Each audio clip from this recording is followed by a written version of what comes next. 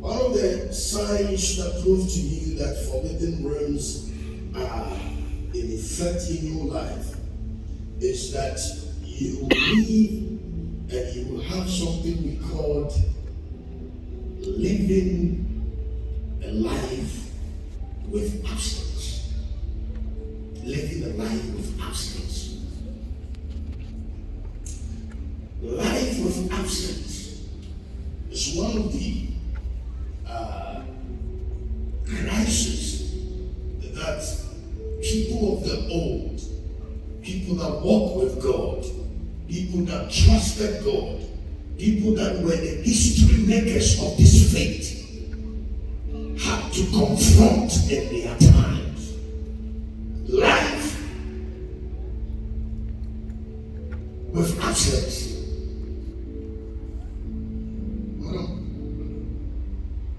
I saw you and the Lord said to me that your life from the end of this year going, they have meant for you to be on the sick bed. And the Lord told me that it is something that has never been meant for you. It is not God's will. It is a satanic operation. And they want you to be on the sick bed. But it is never going to be your portion. And so from tonight, wherever that thing is coming from, and who is the initiator, you will live to see the reward of your enemy. Because they meant it evil for you, but God will never going to allow it to happen. The Lord showed me your heart. He said you are a very good woman. You have a great heart. And for that matter, the things you have done for some people, God will use it as a reference point to rescue this thing that is coming over you. Spirit of God.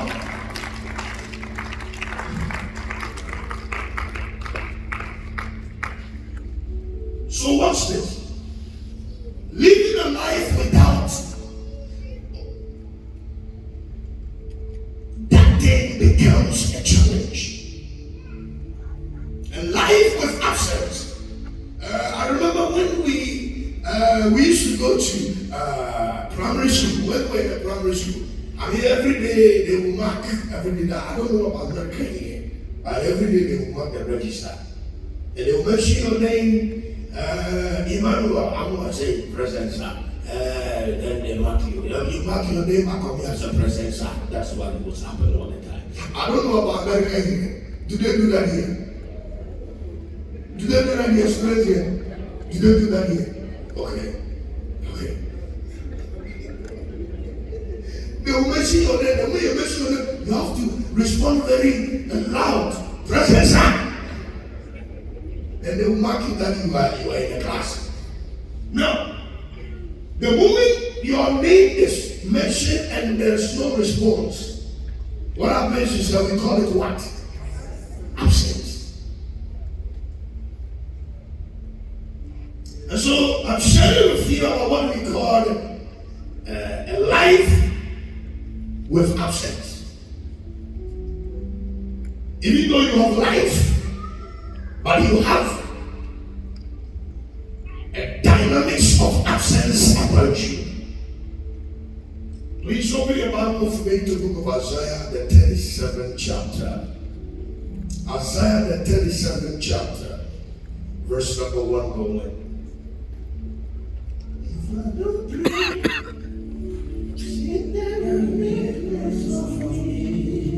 Watch this. And it came to pass when King Hezekiah heard it that he rent his clothes and covered himself with sackcloth, went into the house of the Lord, verse number 2. And he sent Eliakim, who was over the household, and Shebna the scribe and the elders of the priest, covered with sackcloth, and to Isaiah the prophet, the son of Amos. Verse 3. And they said unto him, thus says Hezekiah, this day is the day of trouble, of rebuke, of blasphemy. For the children are come to birth, and there's no strength to bring forth. Verse 4. It may be the Lord thy God will hear the words of Rashika, whom the king of Assyria his master has sent to reproach the living God. and reprove the words which the Lord thy God has heard. Wherefore, lift up thy prayer for the remnant that is left. Everybody say, lift the prayer. One more time, shout, lift the prayer. Everybody say, lift the prayer. Come on, one more time, say, lift the prayer. Everybody, please be on your feet. If you know why, we're going to pray for only one minute. We are clapping our hands to pray for 1 minute. Any trauma that has been designed from now till December over you, over your loved ones, may crash under your feet. Come on, clap your hands. And so, well, as I said, when you use the word absence, it means the thing is not there. It means there is no presence. It means there's no evidence. Life with absence. Now, watch this. This is an event where Hezekiah, as a king in that time, received a very vicious and a very dangerous letter from a king of Assyria, threatening his kingdom at virtue of a war. And so the letter got to King Hezekiah. And then Hezekiah read the letter, and when he read the letter, he realized that he was in trouble. And so the first thing he did, that he sent a messenger to the prophet Isaiah. And so when he sent the messenger, he said to the people, he said, when you go to Isaiah, speak the language he understands. And the language the prophet understands is that the language that will make him realize that this is an urgency. He said, go and tell him. When you go, say, that says Hezekiah. That says Hezekiah. And as you all know, that the word that says has been the tradition of God's frequency. Anytime you hear the frequency say, that says the Lord, and then it calls for attention, it calls for urgency of people's dedication to what is about to be delivered. And so he said, that says Hezekiah, this day is the day of trouble. And then the king used a metaphor to explain the condition he was in. And this is how he explained the condition by metamorphic way. He said, tell Isaiah the prophet, this day is the day of trouble because the children has come to birth, but the strength to deliver is not there. Which means that everything is ready. Expectations are up. Time is up. Preparation has been made. As something is out, something is missing, something is not in place. The strength to make it happen is not here. And this is what we call living a life with absence. If you don't know, a lot of churches come to church, they have meetings, they do worship, praise, they do everything, but absence is there. And when you live a life with absence, you will never appreciate the fact that your effort is being rewarded. And that is why a lot of people are now getting frustrated about church, getting frustrated about prayer, getting frustrated about doing things for God, getting frustrated about pursuing their commitment and their joy about God, because the more they keep doing it, the more they find absence in their expectations. You got to understand that God is not a robotic, God is a practical God. There are things, it is not in God's expectation to make it happen. It has to be you. It has to be realized for you to deal with it. There are things you need to confront them before you can bring them into alignment with what God wants to do for your life. I can be a preacher, and I was a preacher, and I had absence in my life. And when I use the word absence, I will explain to you some of the absence I'm going to talk about. You can be in America and yet you are in absence in America. You don't know. You are in America, but you are absent in America. It means that the reality in America is not in effect in your life.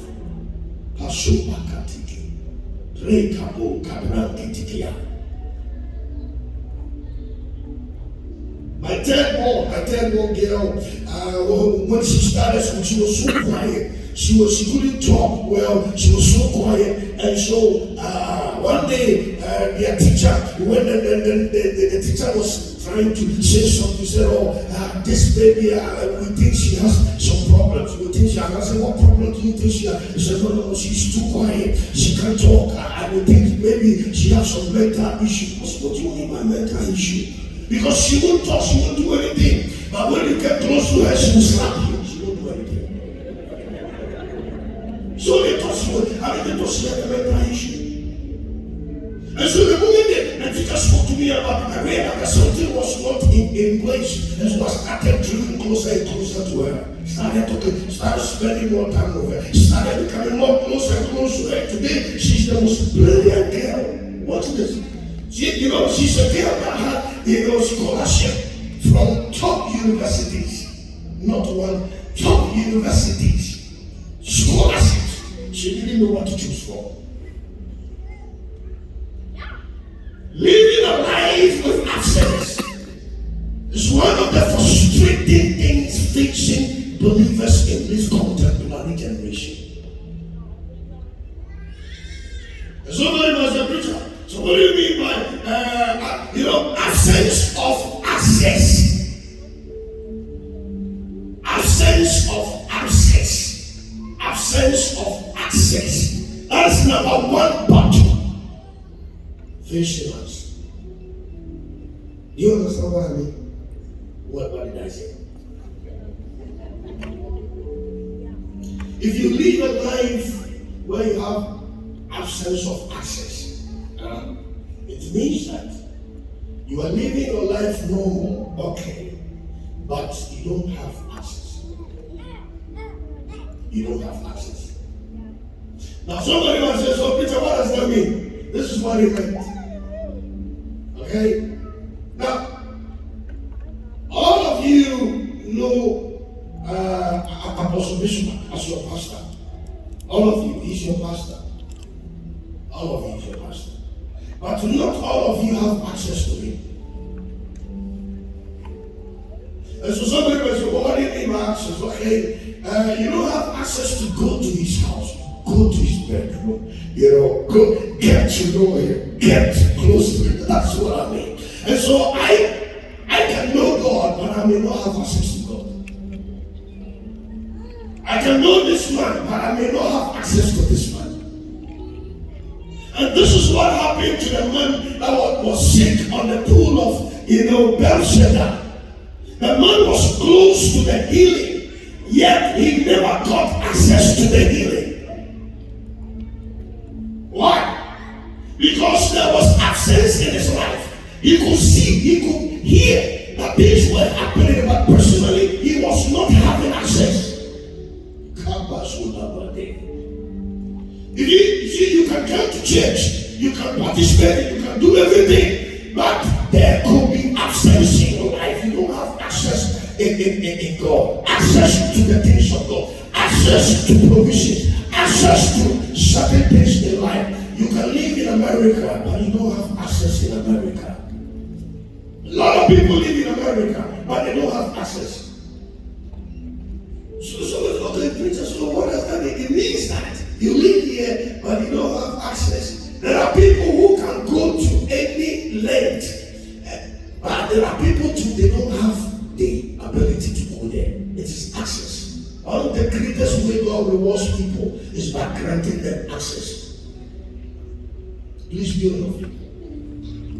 Go to 4 people, shake him or her, tell them that from tonight, access is given, and I'm going to move into another level. Oh, yeah. If I don't pray, say goodness on me. I will pray.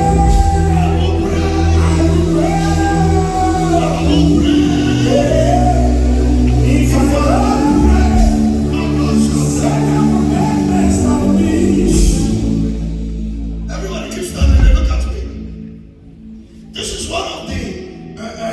biggest frustration facing people. Do you know that any airplane can never land without access granted? You can fly, you can have the best private jet, you can have the best aeronautical, whatever you can do. You can have the best, but you don't have access to land, you can't land. It doesn't matter the speed, doesn't matter what you can do, but if you don't have access, you can land. Somebody needs to grant you an access before you can land.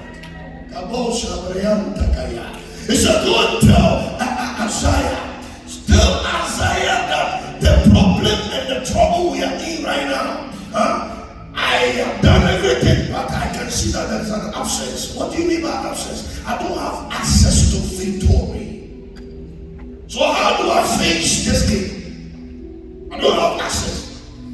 I don't have access to resources. The resources are not there. There are some of you standing here and left with only small push. Small push, and you don't have that access. This is what the boy asked his father. He said, Papa, we've traveled all these 72 hours, 3 days to get to this mountain. You said God told you that we should come and sacrifice. He said, yeah, he told me. He said, but we've traveled all these 3 days. We've come to this place. So this is the wood and this is the knife. Where is the lamb for the sacrifice? That's what we call absence. Everything was set. The location has been located. The boy was here. The wood, everything was here. But in the midst of that, what would make the complete offer was in the absence. Where are we going to find the lamb? Where? Some of you have been living here for years, but the contemporary you need to make you have access has become a challenge. One of the most frustrating things in life is to have a promise without access. People don't know. This is the reason we pray. This is the reason we pray. And if you have any prayer on your heart, this should be your prayer. God should grant you access. Access into victories. Access into certain dimensions. Access into certain relationships. Ladies and gentlemen, I have come to realize that favor is not enough. Joseph had favor, but for him to enter into the Pharaoh's palace, there was an access. The favor brought him as far as Potiphar's house, as far as in the jail. Even in the jail, he has some favor there, but that favor couldn't take him to the Pharaoh. That was the final destination. It took access. How did he got the access? Through that guy. Through that guy. Tonight, I came here to let somebody know that the journey of your flight, you are about to land, but before you land, somebody needs to grant you an access. And I don't know where that access is coming from. But if he has to come from White House, it will be granted. If he has to come from Columbus District, it will